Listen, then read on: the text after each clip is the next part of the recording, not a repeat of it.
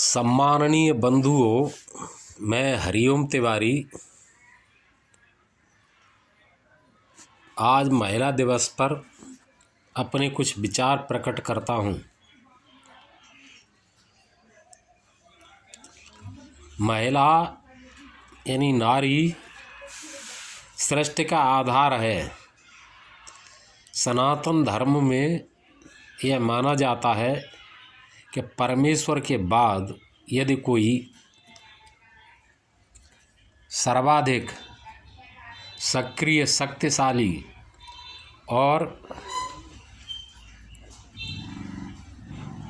कारगर यानी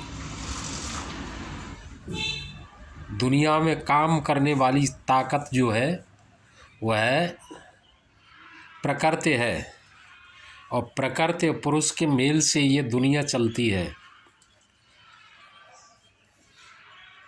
आज की दुनिया में ऐसा देखा जाता है कि कुछ पुरुषवादी हैं तो कुछ महिलावादी हैं, जबकि ऐसा नहीं होना चाहिए। दोनों एक दूसरे के पूरक हैं।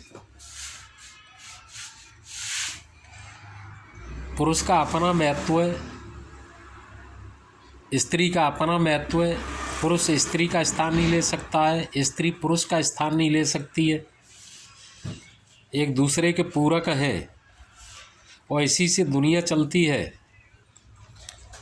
पिता पुत्र को जन्म देता है, संतान को जन्म देता है, और संतान को स्त्री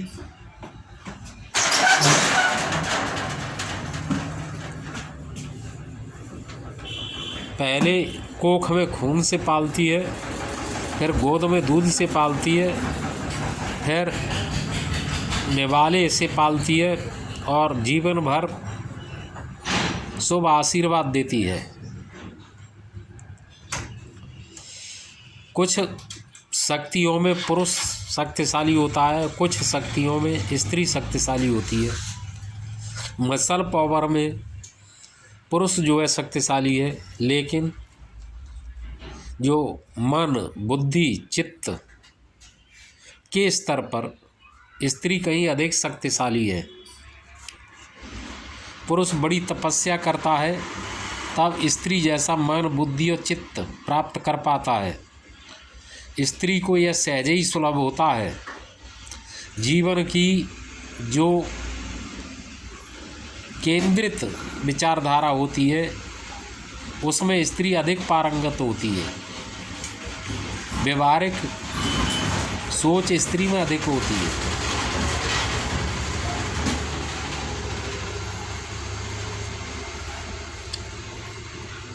लेकिन फिर भी इन सब बातों के बाद भी स्त्री पिछड़ क्यों जाती है, मैं उस बात पर आपको बताता हूँ। जीवन में कई चीज़ें महत्वपूर्ण होती हैं, जिसमें पद है, पैसा है, प्रतिष्ठा है, प्यार है, दूसरे शब्दों में कहा जाए तो सेक्स है। क्योंकि पूरी दुनिया में दूसरे जीवों के साथ साथ मानव का आधा जीवन केवल सेक्स पर निर्भर होता है, मतलब सेक्सुअल भावनाओं से नियंत्रित होता है, जिसे शास्त्रीय भाषा में रति भाव कहा जाता है, यानी प्रेम का भाव। यह प्रेम का भाव किसी के भी प्रति हो सकता है। तो प्रेम के भाव से पूरी दुनिया संचालित होती है, इंसान का जीवन भी संचालित होता है। अब स्त्री और पुरुष में अंतर ये है कि स्त्री अपने इस प्रेम के भाव को यानी सेक्स को, पति को, बच्चों को सर्वाधिक प्राथमिकता देती है, जबकि पुरुष पद को, पैसे को, प्रतिष्ठा को और दूसरी बातों को अधिक प्राथमिकता देता है। वह सेक्स को, पत्नी को, बच्चों को दूसरे स्थान पर छोड़ देता है। यदि स्त्री भी अपने जीवन में सेक्स को दूसरे और तीसरे स्थान पर, तीसरे चौथे स्थान पर नहीं, केवल दूसरे स्थान पर छोड़ दे तो वह कहीं अधिक सफलता पाती है। यही बात उसे जो है दोयम दर्जे का बना देती है। जब स्त्री सेक्स को मनचाहे पुरुष को अधिक महत्व देती है, तब उसे उस पुरुष को पाने के लिए उसकी खुशामद भी करनी पड़ती है, उसे तैयार करना पड़ता है, उसे प्रसन्न करना पड़ता है। स्त्री बलपूर्वक किसी पुरुष से अपनी शारीरिक भूख को पूरा नहीं कर सकती है, और जब इसके लिए वह दूसरी चीज़ों को त्यागती है तो समाज में दूसरे कामों में वह पिछड़ जाती है। मैंने कई परिवारों में देखा है कि लड़कियां, औरतें अपने मनचाहे पुरुष के लिए घर की दौलत समेट करके, परिवार की इज्जत को ठोकर मार करके, अपने बाल बच्चों को छोड़ करके, अपने छोटे भाई बहनों की हित और भावनाओं को, माता पिता की इज्जत को ताक पर रख करके घर से निकल जाती हैं। आदमियों में ऐसे कितने उदाहरण मिलते हैं कि जो अपने माँ बाप को, भाई बहनों को, परिवार को त्याग करके, दौलत लेकर के, घर की सब संपत्ति समेट करके किसी स्त्री के या किसी लड़की के घर पहुंच गए हों। यह मैं बातें कह रहा हूँ, कुछ लोगों को बड़ी कड़वी लग सकती हैं और वे इसकी आलोचना भी कर सकते हैं, लेकिन ये बातें बहुत ज़रूरी हैं। दो लोग दुनिया भर की बातें करते हैं लेकिन मूल मुद्दे की बात नहीं करते हैं। तो स्त्री को यदि समाज में और कुछ चाहिए तो उसको प्राथमिकता देनी पड़ेगी, और सेक्स की भावना को दबाना पड़ेगा, दूसरे स्थान पर, तीसरे स्थान पर इसको महत्व देना पड़ेगा। एक और बात मैं यहाँ पर कहता हूँ कि लड़कियों की जिंदगी, जीवन लताओं के समान होता है, यानी बेलों के समान होता है। जो लता अपने से ऊंचे आश्रय को पकड़ती है वह अधिक फूलती, फलती और विकसित होती है, और जो लता नीचे की तरफ लटक जाती है वह मुरझा जाती है, कुमला जाती है, उसका विकास रुक जाता है। तो मेरा लड़कियों को, औरतों को यह सुझाव है कि वे सदा अपने से उच्च पुरुष का हाथ पकड़े, जो आय में बड़ा हो, थोड़ा बहुत, साल 2 साल 4 साल 5 साल, ज़्यादा नहीं, पढ़ा अधिक हो, कद काठी में भी लंबा चौड़ा हो, शारीरिक बल में भी हष्ट पुष्ट हो, शिक्षा भी अधिक पाई हो, दौलत भी अधिक हो, और इन सबसे बड़ी बात कि वह संस्कारवान हो। जाति जो शब्द होता है वह जन्म से संबंधित है। जाति का और कोई मतलब नहीं होता है। जाति का मतलब होता है जन्म से। हिंदुओं में 3 बातें पाई जाती हैं, एक वर्ण, एक गोत्र, एक जाति। वर्ण ऋषि का होता है कि जो जिस ऋषि से किसी कुल का, वंश का उदय हुआ है, उत्पन्न हुआ है, विकसित हुआ है, वह ऋषि कुल ऋषि कहा जाता है। या जो ऋषि किसी व्यक्ति को या समुदाय को सनातन धर्म में दीक्षित करता है तो उस ऋषि का जो गोत्र होता है वह शिष्यों को मिल जाता है। वर्ण का मतलब होता है स्वतः स्वीकार करना, और जाति का मतलब होता है जन्म से। जब कोई व्यक्ति 7 पीढ़ी तक लगातार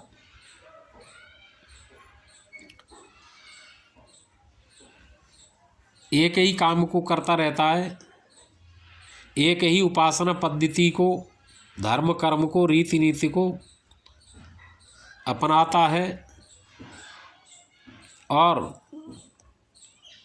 उसी परिवार, उसी जाति के लोगों के साथ उठता बैठता है, खाना पीना करता है और शादी विवाह करता है, तो वह उसकी जाति बन जाती है। उसमें, उस व्यक्ति में उसके कुछ पैतृक गुण आ जाते हैं। 7 पीढ़ी से पहले किसी की कोई जाति निर्धारित नहीं होती है और 7 पीढ़ी के बाद चाहते हुए न चाहते हुए भी लोग में अपनी जाति के गुण आ जाते हैं। कर्म के से, उपासना पद्धति से, आचार विचार से, रहन सहन से, खान पान से, स्वभाव से, बोली भाषा से, उठने बैठने से, चलने फिरने से, इन सब बातों पर असर पड़ता है जाति का। तो जाति का मतलब केवल संस्कार से होता है।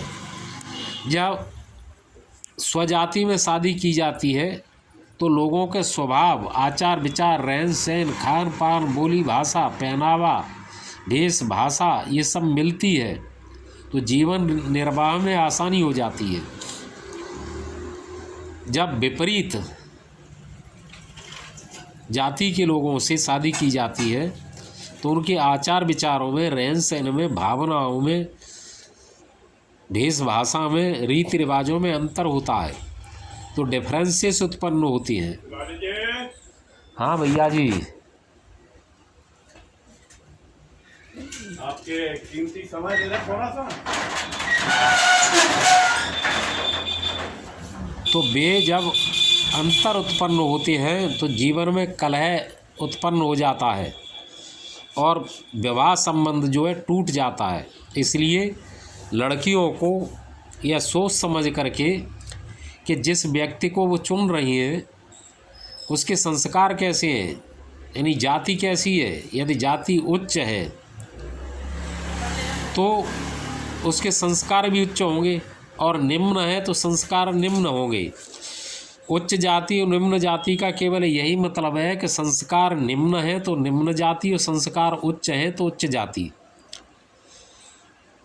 तो बस यही देख लिया जाए कि जिस व्यक्ति से कोई लड़की शादी कर रही है तो वह उससे श्रेष्ठ हो सब तरीके से और मुख्य रूप से जाति में, क्योंकि जो जीवन जो है वो प्रभावित होता है मन से, बुद्धि से और चित्त से, अंतःकरण से। इनको अंतःकरण कहा जाता है और अंतःकरण पर जाति का बहुत प्रभाव पड़ता है। चलने पर, बैठने पर, बोलने पर, हंसने पर, खाने पीने पर, वस्तुओं के पसंद और नापसंद करने पर, भाषा पर, सब पर जो है जाति का प्रभाव पड़ता है, यानी संस्कारों का, अंतःकरण का प्रभाव पड़ता है। तो जाति जो है केवल संस्कारों से संबंधित होती है और कोई मतलब नहीं है। ईश्वर ने सबको बनाया है और सबका शरीर जो है 5 भौतिक तत्वों से बना है और आत्मा परमात्मा का अंश है। लेकिन जो अंतःकरण होता है, मन, बुद्धि, चित्त, ये 3 खास तरीके से अंतःकरण अलग अलग पाए जाते हैं।